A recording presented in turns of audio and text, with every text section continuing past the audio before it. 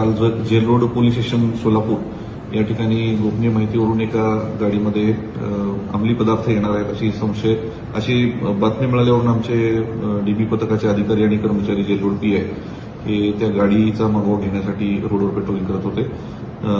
Patrolling दरम्यान गाडी Vijapur waste ते रूपभवानी मंदिराकडे जाताना दिसली.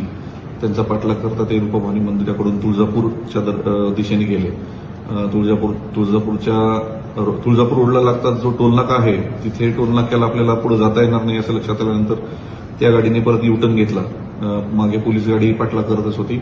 युटर्न घेऊन रस्त्यातच ती गाडी अर्धवट सोडून त्यातले दोन्ही तरुण शेतातून पळून जाण्याच्या तयारीत होते. तेवढ्यात पोलीस पथक तिथे पोहोचलं आणि त्यांना ताब्यात घेतलेलं आहे. सदरील इसमांची नाव तौसिफ सय्यद आणि फुलारी हे दोन्ही आरोपी पुण्याचे राहणारे आहेत. एक हडपसर आणि एक पुणे सबर्ब मधलाच राहणार आहे आणि या दोघांना ताब्यात घेऊन यांच्या गाडीची झडती घेतली असता त्यांच्यासोबत 47 ग्राम MD ड्रग्ज मिळालेला आहे. या दरम्यान या संदर्भात आपण जेल रोड पोलीस स्टेशन येथे गुन्हा दाखल केलेला NDPS ऍक्ट अंतर्गत आणि पुढील तपास सुरू आहे.